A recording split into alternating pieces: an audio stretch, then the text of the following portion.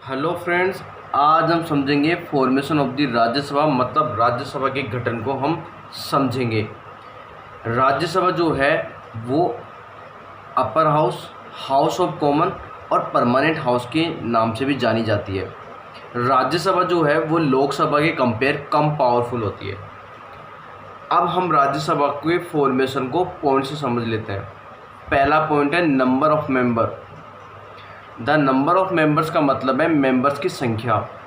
अगर हम मेंबर्स की संख्या देखें तो कॉन्स्टिट्यूशन के अकॉर्डिंग अगर हम मेंबर्स की संख्या को देखते हैं तो राज्यसभा के अंदर 250 मेंबर्स हो सकते हैं। अगर हम प्रेजेंट टाइम की बात करें तो राज्यसभा के अंदर 245 मेंबर्स हैं।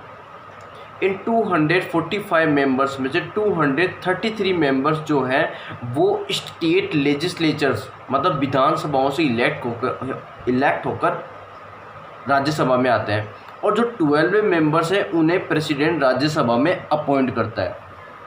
और ये जो 12 मेंबर्स हैं वो किसी न किसी आर्ट और किसी न किसी फील्ड में एक्सपर्ट्स होते हैं, जैसे किसी साइंस में, सोशल सर्विसेज में, स्पोर्ट्स में, एक्सेट्रा। अगर इन फील्ड में से कोई भी किसी फील्ड में अगर किसी ने अच्छा काम किया है तो प्रेसिडेंट उस व्यक्ति को राज्यसभा में अपॉइंट कर सकते हैं। जो प्रेजेंट टाइम में बहुत सारे मेंबर हैं, पहले भी बहुत सारे मेंबर हैं जिनको प्रेसिडेंट ने जो है राज्यसभा में इसी प्रोसेस के थ्रू अपॉइंट किया था। जैसे सचिन तेंदुलकर है, जया बच्चन है, ऐसे बहुत सारे ऐसे मेंबर्स हैं जिनको प्रेसिडेंट ने राज्यसभा में अपॉइंट किया था राज्यसभा का मेंबर। तो ये हुआ हमारा पहला point, the number of member. Number of members के बाद हमारा सेकंड पॉइंट है इलेक्शन। इलेक्शन का मतलब चुनाव, ये जीतते कैसे हैं। तो इनका जो इलेक्शन है वो इनडायरेक्टली होता है, मतलब पीपल्स इन्हें वोट नहीं देते हैं। इन्हें विधानसभा के मेंबर मतलब एमएलए वोट देते हैं, और इनके वोटिंग के सिस्टम को हम बोलते हैं सिंगल ट्रांसफर वोट सिस्टम, जिसे हम प्रेसिडेंट के इलेक्शन में डिटेल में समझेंगे। तो ये हुआ हमारा सेकंड पॉइंट कंप्लीट इलेक्शन का। इसके बाद हमारा थर्ड पॉइंट है क्वालिफिकेशन। अगर हम क्वालिफिकेशन की बात करें तो लोकसभा और राज्यसभा के मेंबर्स की क्वालिफिकेशन सेम है लगभग। एक मेन डिफरेंस ये है कि राज्यसभा का मेंबर बनने के लिए उस व्यक्ति की एज 30 इयर्स या उससे ज़्यादा की होनी चाहिए, उससे कम की एज नहीं होनी चाहिए। ये एक मेन डिफरेंस है, अदरवाइज लोकसभा और राज्यसभा की क्वालिफिकेशन सेम है। तो ये हुआ हमारा क्वालिफिकेशन का पॉइंट कंप्लीट। लोकसभा की क्वालिफिकेशन को हमने पहले वाले वीडियो में डिस्कस किया था। इसके बाद हमारा जो फोर्थ पॉइंट है वो है टेन्योर। टेन्योर का मतलब है टाइम पीरियड। अगर हम टाइम पीरियड की बात करें तो राज्यसभा के मेंबर का टाइम पीरियड होता है 6 ईयर।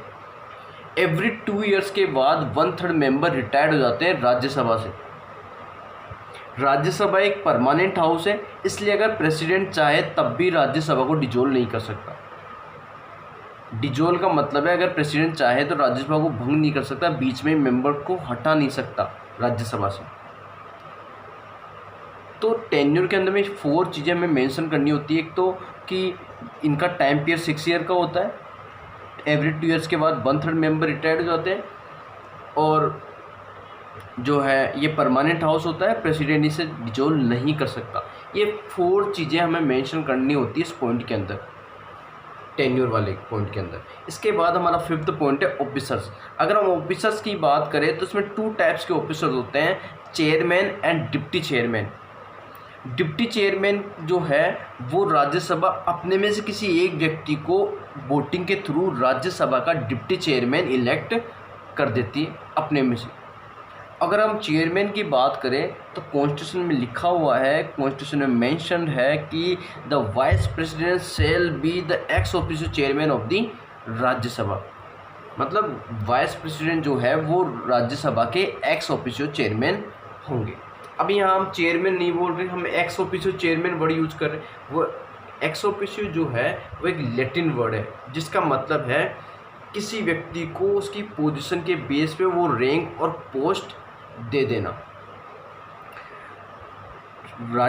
चूँकि वाइस प्रेसिडेंट जो है वो राज्यसभा के मेंबर तो है नहीं, लेकिन कॉन्स्टिट्यूशन के अकॉर्डिंग उन्हें राज्यसभा का चेयरमैन बना दिया जाता है, इसलिए उन्हें हम डायरेक्टली चेयरमैन ना बोलकर एक्स ऑफिशियो चेयरमैन बोलते हैं।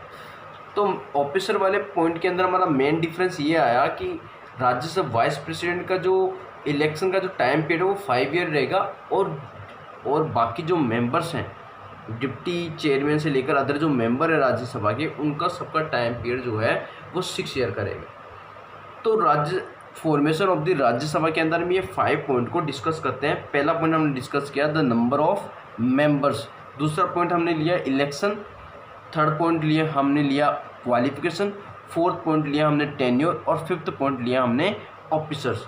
तो ये 5 पॉइंट हम डिस्कस करते हैं फॉर्मेशन ऑफ द राज्यसभा मतलब राज्यसभा के गठन को।